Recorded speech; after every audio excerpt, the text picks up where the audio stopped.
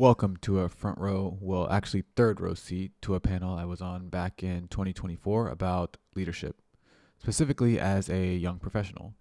My answers are mostly tailored toward leading when you don't have direct reports, so I hope you enjoy it. Hi, is it on? Yeah. My name is Anthony Samuel. I am a senior scientist. A little bit about myself. I grew up in the Plano area. I got introduced to the Plano Chamber through the nonprofit that I work for, Top Achievers Foundation. I'm the STEAM director there.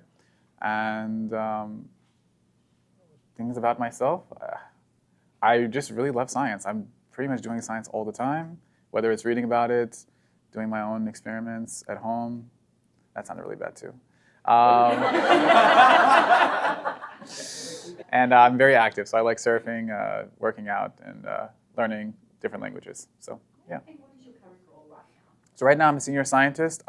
So I guess there's like a scientific ladder. I'm kind of in the middle, right before you would be what we call a people manager. But I do manage large projects.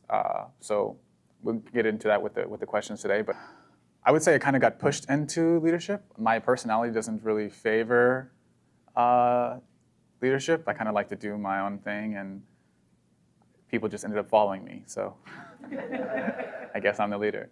But I realized very quickly in the science world, especially, that all great things are achieved by teams. And every time I think that I can do it by myself, I'm quickly reminded that you're competing against 2, 3, 4, 50, 100,000 people teams. So I had to kind of give up this immature behavior that I once had and realize that if I want to do great things, it's going to be on a team. Yeah, I think I kind of took a different approach. I mean, I think it's less the boundaries that you set with other people and more on the boundaries that you set with yourself. So when you transition into a leader, you kind of become different. And that kind of will just spill into the way that people approach you, even if they were your peers before. But I think the biggest boundary that I had to set for myself was the higher you go in leadership, whether it's you're leading a family or leading a team, the less your time belongs to you. So I'm really selfish with my time, and I had to understand that the team comes first and then me. So it resulted in me waking up earlier or being more focused, because it's never really you don't have enough time. It's just you're not focused on the right things. So yeah, I've had an experience where I've had to set a boundary. And again, maybe I'm a little bit too selfish, but I think it was more a boundary with myself. So I'm probably more on the confrontational side, not in an aggressive way, but I just think confrontation is necessary. Like if two things come to a meeting and one wants to go one way and the other wants to go the other, and there's no agreement, there must be confrontation there. And I don't take it personal, but other people do. So in my experience, I had to realize that the way people approach confrontation, I had to adjust to them, because to me, what I see as us talking, they saw as an argument. Or to me, I saw as, hey, I don't like what you did, was me calling them out. And I think really addressing the emotion that's involved with the person involved can help you tackle that situation better. So my experience was a little bit less articulate, I guess, than yours, but more of along the lines of, Anthony needs to understand that other people are different and they don't handle confrontation the same way. So. And I think that's very. Yeah, I really like what you said about everyone has their value. And I think especially with multi-generational teams, my team is very diverse, like very diverse. And I think one thing that my boss does is he identifies people's strengths. So if you think about it as a chessboard, there are different pieces, but no piece is more valuable than the other because all the pieces are needed to win.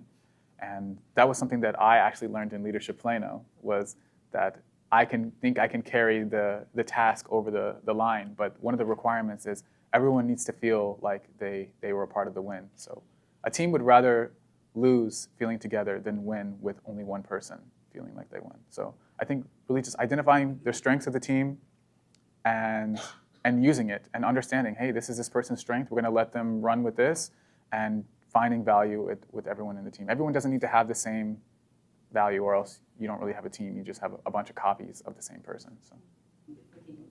Okay. So for the first part of the question, number one is you need to open your mouth.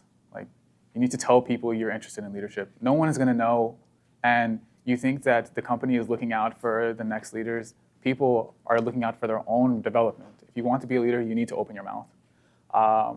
Second, I think curiosity will lead to all the things that have been talked about, the exposure, the et cetera. And my personality is very curious, and that's what worked for me. Humans are social beings. No matter how much we want to, especially with the rise of AI and data and all this, humans are social beings, and you need to be social.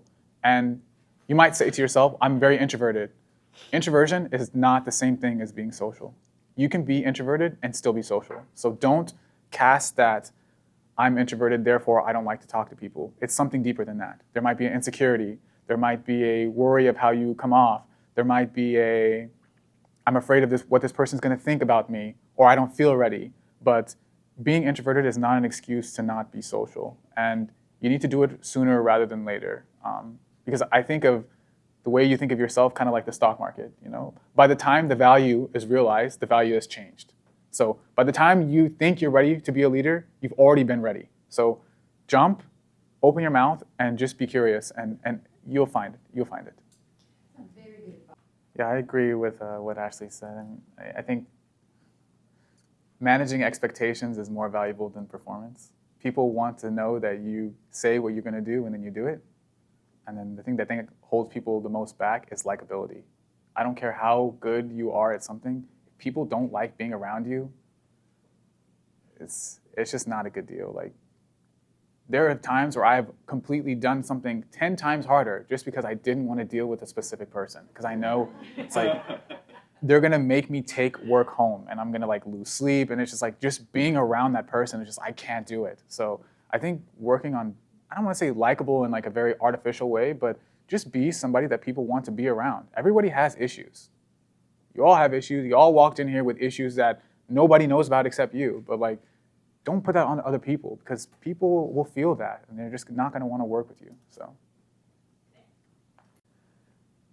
I think the boundaries come from lack of self-discipline. Like, people for themselves, they say that I need to set boundaries. The boundaries are there. It's just that you don't have the discipline to do them. So like, for example, Denise said she works out and you do other things. Like, that is part of you being the best that you can be. When you choose to watch Netflix instead of working out, or when you choose to watch Netflix instead of spending time with your family, then you feel the lack of you not spending time with your family at work. So it's not an issue of boundaries. Like, I have a saying that people are chasing freedom, but there's a difference between being free and being wild.